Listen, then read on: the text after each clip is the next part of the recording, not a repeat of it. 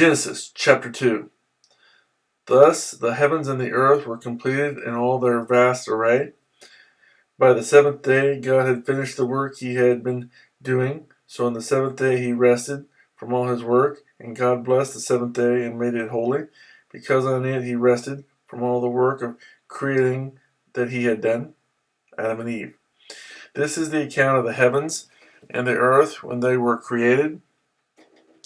When the Lord God made the earth and the heavens, and no shrub of the field had yet appeared on the earth, and no plant of the field had yet sprung up, for the Lord God had not sent rain on the earth, and there was no man to work the ground, but streams came up from the earth and watered the whole surface of the ground.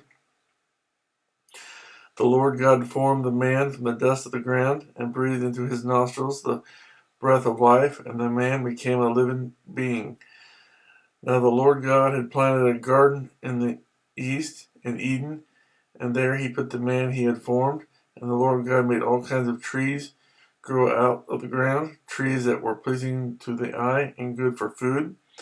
In the middle of the garden were the tree of life and the tree of the knowledge of good and evil.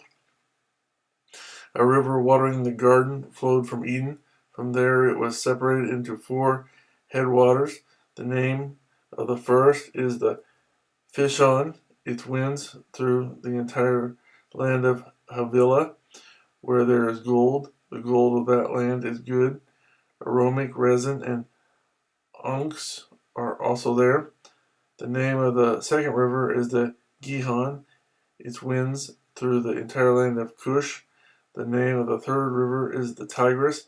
It runs along the east side of Ashur. And the fourth river is the Euphrates.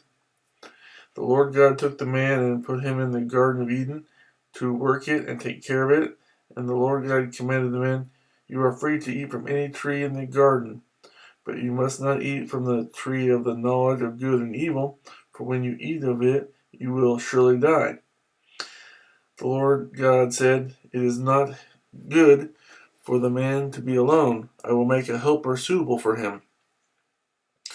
Now the Lord God had formed out of the ground all the beasts of the field and all the birds of the air. He brought them to the man to see what he would name them, and whatever the man called each living creature, that was its name.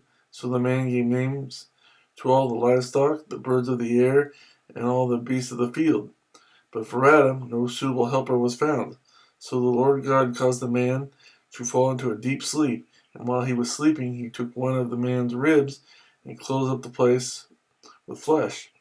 Then the Lord God made a woman from the rib he had taken out of the man, and he brought her to the man.